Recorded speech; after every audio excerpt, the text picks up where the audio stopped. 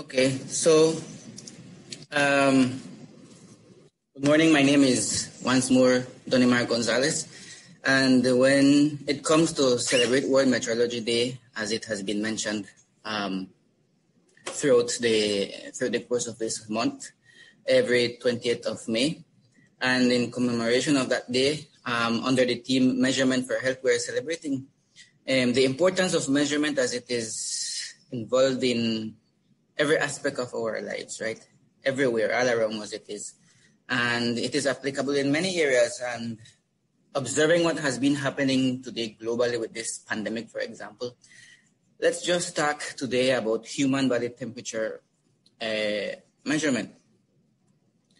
So I have a little content right here where this short presentation will encompass. So I have a brief introduction. We want to be speaking about human core temperature and what temperature is considered a fever, all the way to the last point, which is the systematic influences when it comes to measuring the temperature of the body, okay? So I have a disclaimer right here. Information that is shared here is from a measurement perspective, right? So all the information that we share here, please take note that it does not replace the advice of a doctor when it comes to measuring your body temperature. So let us start. Sometimes we might be wondering, okay, measuring the temperature of my body is the easiest thing to do, and I shouldn't take into consideration anything but body temperature. As we all know, to start with, we need to have in mind that it is a measure of how well your body can make and get rid of heat, right? So the body is very good at keeping its temperature within a safe range. And when the temperature is outside, the body changes a lot and so forth. So what do we mean by this? When you are too hot, for example, we know this probably from one of your, especially probably biology students. You know, the blood vessels in your skin widen to carry the excess heat to your skin surface, and you may start to sweat. And as the sweat evaporates, then what happens there is it helps cool your body. So that is a mechanism that was beautifully designed for us, you know, to regulate our body temperature. And when you are too cold, for example, as well, your blood vessels narrow, and this reduces blood flow to your skin to save the body heat. And what happens there is that you may start to shiver. And when the muscles tremble this way, another mechanism, it helps to make more heat. And so forth, your body continuously keep regulating itself, right? So your body temperature can be measured in many places on your body. And the most common ones are the mouth, the ear, the armpit, and the rectum and forehead, and so forth. So in terms of thermometers, that is the measuring instrument used to measure the temperature of the body. And thermometers show body temperature in either degrees Fahrenheit or degrees Celsius, however it is that is applicable to your situation. So why is this done? Why is it done? You might be wondering, why do I need to measure my body temperature? Well, body temperature is measured for example, to check a fever, check for a very low body temperature in people who have been exposed to cold or exposed to heat, find how well fever-reducing medication or medicine is working on you, even help a woman plan for pregnancy by finding out if she is ovulating and so forth, and even to monitor people and their body temperature related to this COVID, right? Before entering institutions, for example, banks. I know many of you, if there is something that has been measured about you, let's say starting from 2020, it has been your body temperature, right? As you enter any institution, you might be wondering, they pull out a little gun and, you feel assaulted. No, they're trying to measure your body temperature. So here is a term, a very important term, the human core temperature. And what happens here is that the average normal body temperature is generally accepted as 98.6 degrees Fahrenheit. That will be 37 degrees Celsius. And recent studies right here have shown that the normal, I put in quotes, normal body temperature can have a wide range, right? From 97 degrees Fahrenheit to 99 degrees Fahrenheit. And a healthy person's body temperature fluctuates throughout the day. Of course, we know when being cooler in the morning and warmer in the afternoon, as the sun rises and it settles and so forth. So a core temperature over 100.4 degrees Fahrenheit, that will be 38 degrees Celsius, is defined by medical experts of course, as a fever caused by an infection or illness. So I have a chart right here, a body temperature chart. As you can see, the conversion chart, the little table on the right side of your screen from Celsius to Fahrenheit. But in terms of age and what is considered normal, a normal body temperature in babies would be 36.4 degrees Celsius. In children, that will be 37 degrees Celsius, and adults, that will be 36.5 degrees Celsius. Note, I again repeat myself, this information does not replace the advice of a doctor and so forth. So now the big question right here is, what temperature is considered a fever, right? So as I mentioned previously, in adults, a fever is considered to be a temperature of 38 degrees Celsius. That will be 100.4 degrees Fahrenheit or above that. So this can be treated at home, of course, with a fever reducer medication and fluids to make oneself more comfortable, or letting it run its course and so forth. But the issue lies here. If it reaches 38.8 degrees Celsius, that will be 102 degrees Fahrenheit or higher than that, and that home treatment that you're taking does not lowering it, then visiting the doctor is suggested, right? How do you go about measuring your body temperature? Well, there are many different types of thermometers, of course, that can be used to measure temperature, right? When using any kind of thermometer, for example, it is very important to ensure to read and follow the instructions that come with that thermometer, right? There is not just opening it and, apply to yourself or use it however you want. No, if the thermometer uses batteries, for example, this is very important. They need to be checked. You need to check the batteries of that thermometer, right? Because weak batteries do give inconsistent readings. So the measurement of core body temperature may seem simple, may seem like, okay, it's no big deal, but in fact, the objective of this short presentation is that there are several issues that will affect the accuracy of the reading. These include the measurement side, the reliability of the instrument, and other user techniques, which is very important. So there are here are some terms that I would like to come across with, so you can be a little bit more acquainted and know what exactly is this that we're speaking related to metrology, as our officer spoke when he was introducing us, and of course related to measurement for health, the theme for Metrology Day, which is today, and that is TSK, right? TSK means human skin temperature. So the normal temperature of skin is about 33 degrees Celsius, or that would be converted to Fahrenheit, 91 degrees Fahrenheit. So what happens here in terms of thermodynamics, if you have come across with that course in high school or university or wherever, we know that the flow of energy to and from the skin do determine our sense of hot and cold, right? So what happens here, heat flows from higher to lower temperature so the human skin will not drop below that of the surrounding air, and regardless of the wind and so forth, right? Another term that is important to have in mind is the inner canthus eye temperature, and I will highlight a little bit in a future slide regarding this point right here. But there is an international standard for assessing the most accurate skin measurement, and that is in the inner canthus, or the warmest area on the face, right? And the temperature in this area can range from about 34 degrees Celsius, that will be 93 degrees Fahrenheit, to 36 degrees Celsius, that will be 97 degrees Fahrenheit. And there are examples of thermometers, different types of thermometers that is used to measure your body temperature. I want to highlight three of them. There is the clinical temperatures. There's the clinical thermometers.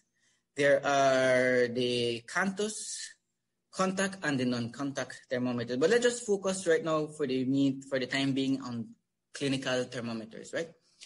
What we have here is to measure the core body as measured with rectal probe thermometer. That will be the immersion type, right?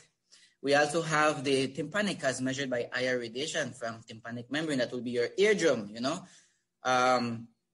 Also the cutaneous as measured by IR radiation from skin. That example would be the temple or the forehead and so forth.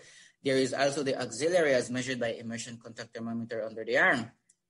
And I know many of us have come across these different temperatures when whatever it is that the purpose that we want to measure our body temperature. There is oral as well as measured by immersion contact thermometer under the tongue, and that is this type of thermometer as you are seeing there. And of course, there are other types of thermometers and other surgical probes like pulmonary, artery, bladder, esophageal, etc. for the core body and so forth.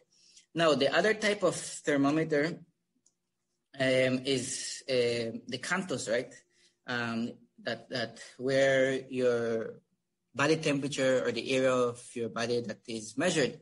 And that is the area of the eye closest to the nose in the measurably hottest spot on the face. You might be wondering, what is my cantus? Do I even have a cantus? Or you have probably come across for the first time with that word. Well, this is the area that is called the cantus, right? And as I repeat myself, the area of the eye closest to the nose. And that is measurably the hottest spot on the face. We also have contact thermometers as well, of course. Those are where the sensor is in thermal equilibrium with the body. Those will be the immersion thermometer that have a contact probe with a stem. Depth specification needs to be taken into consideration. And the non-contact thermometer as well, where the sensor is not in equilibrium with the body. That will be infrared imaging and non-imaging types, radiation thermometers, and so forth. Now, I wanna stress a little bit on the forehead, right? The temporal artery temperature and how to take it. Well, one of the things that we need to know, and in general that is important, is when it comes to measure the temperature of your body on your forehead, that can be done at any age, right? And this thermometer reads the heat waves coming off the temporal artery, as you can see there on your slide. And this blood vessel runs across the forehead just below the skin. Also, you need to place the sensor head at the center of the forehead, as it has been done to you or to many of us in any institution, a bank, or wherever that it is that we're going. You read the temperature on the display screen. Of course, it has a screen. It looks like a little gun and so forth, as I showed an image in a previous slide. And this thermometer right here is used in more doctors' offices than any other thermometer. It takes less than 2 seconds, and it does not cause any discomfort like specific thermometers that I have illustrated in a previous slide. And there is a caution as well that needs to be taken into consideration, where forehead temperature must be digital and forehead strips are not accurate and so forth. Please do not allow your temperature to be measured like this on your forehead if you enter any institution. And also, I've seen several institutions that temperature have been measured with that same little gun. I'm going to use this term, the little gun, so we can come a little bit more acquainted with what I'm speaking about. They point it at your hand or at your elbow. No, it must be, the most accurate place is on your forehead, right? Now, I have a diagram right here that speaks about the systematic influences when it comes to the measurement, right? When that measuring instrument, that thermometer, is reading the body temperature. And these systematic influences do affect the measurement of your body temperature wherever it is applied or wherever it is used. So let me briefly just speak about this diagram right here so that we can be clear what exactly it means. So there is a term, infrared thermography, IRT, and is a safe, non-invasive, and low-pass technique that allows for that rapid and non-invasive recording of, radiating energy that is released from the body. So what happens here is that IRT measures this radiation directly related to the skin temperature, the TSK, as I mentioned in a previous slide. So working with IRT right here requires accounting for many factors. All of these influences, either the evaluation of the interpretation of the thermal images or attempting to control for such many factors, and may seem impossible, but simply being acquainted with these factors in an important step in many contexts and so forth. So the classification of these factors that influence the application of IRT in humans is divided into 3 groups, as you can see in your screen there. There is the environmental factors, the individual factors, and the technical factors. What are the environmental factors? Those that are related to the place where the evaluation is performed, right? The individual factors are those that are related to the subject, us, the human being, the person, the body being assessed, and your personal characteristics that could influence the skin temperature. And these factors also are divided into 2 groups. There is the intrinsic and the intrinsic factor, and we're going to speak about that in a future slide, what exactly it is that it means. And technical factors, of course, are factors that are linked to the equipment, used during the IRT evaluation or when measuring your body temperature. So the diagram on your right, where you see that little man that says the target, What exactly it is that this means, I already spoke about the systematic influence, right? The environmental factors, individual factors, technical factors, and what all that encompass. I'm going to briefly state those. But the other diagram next to that are the environmental effects in the measurement of the body temperature that lies between the radiation thermometer, the RT, and the target, right, which is the body, us.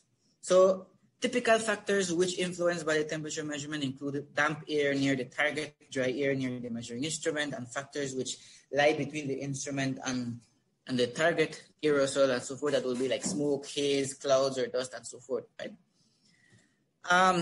Another image right here that is very important, and I'm going to briefly explain what is going right here in terms of the systematic influences, right? So the environmental factors, as you can see there on the right side of that image in blue, the first group of factors are those that are related to the natural characteristics, as I mentioned earlier, of the environment where the IRT evaluation is performed. So we need to understand that environmental factors are very important. And unlike individual factors, as you can see on the left side of that image or that diagram, are more controllable.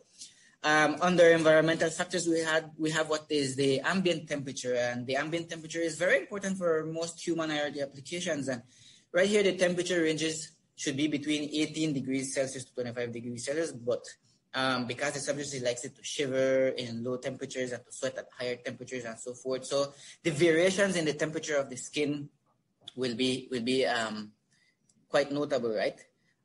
Also, relative humidity is important under the environmental factors when it comes to the systematic influences. You know, RH can really influence the IRT evaluation in two ways. What I mean by RH is relative humidity. So first, the particles of steam we know have a minimal potential to emit infrared emissions, you know? And secondly, there is a direct effect of relative humidity on the temperature of the skin. Source radiation as well is another factor that falls under the environmental, another influence that falls under the environmental factors, right?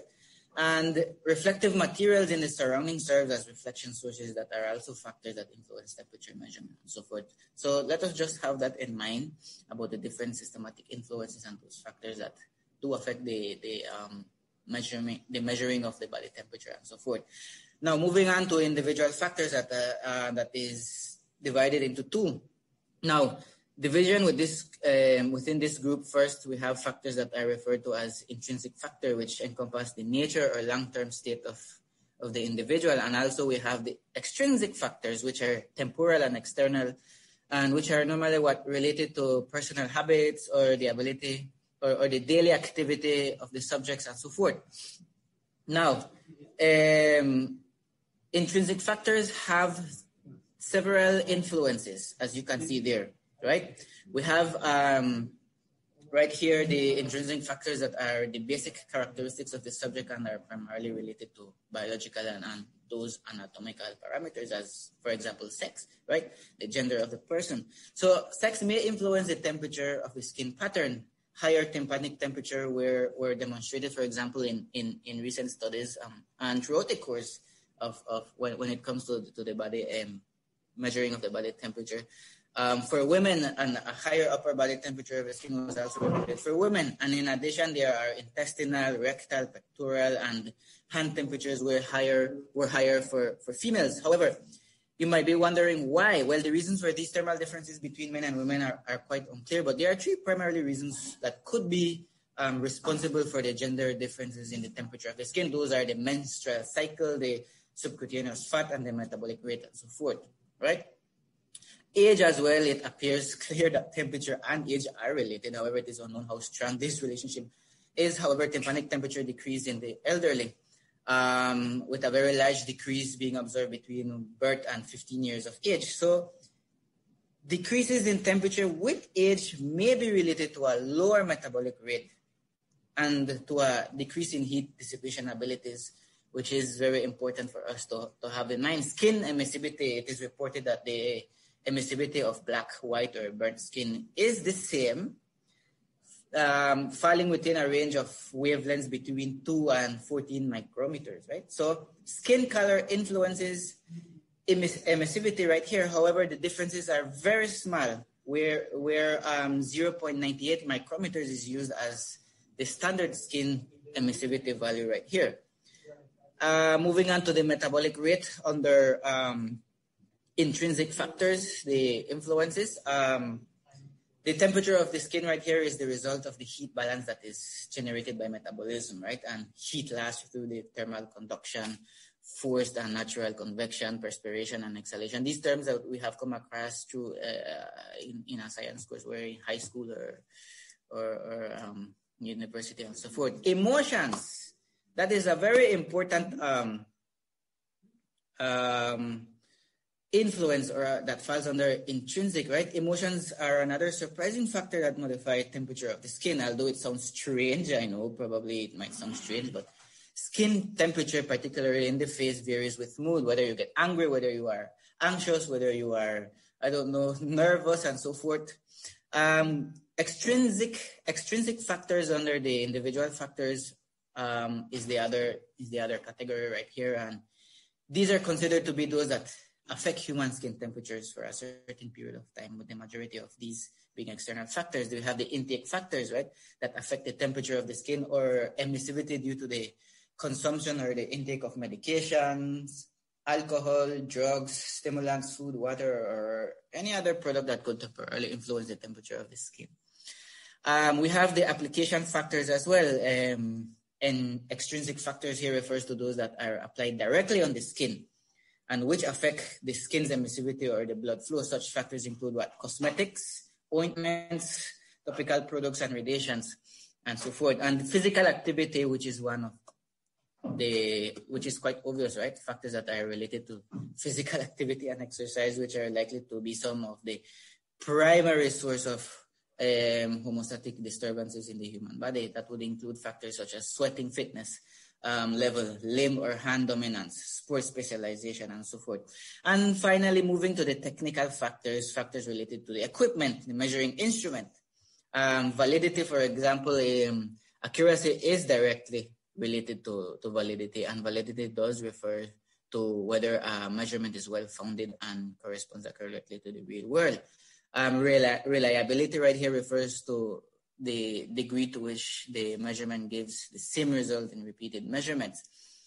And finally, the protocol right here, an important way to improve IRT in humans, and that is to minimize the potential influence of, the technical factors, and is used as a standardized protocol to better understand the technical factors that affect the measurements and so forth. So a protocol created for reducing errors and decreasing the accuracy and the precision of temperature measurement is important, and we need that guide, we need that guideline and that international guide to know how to follow the steps and best apply it to have the best measurement practice when it comes to that. So with that said, I want to say thank you very much for your attention and your time, celebrating World Metrology Day once more every May 20th. Under the theme this year, 2021, Measurement for Health. I hope this information have been of great help for you. And I hand the mic to my colleague, Enrique Castaneda.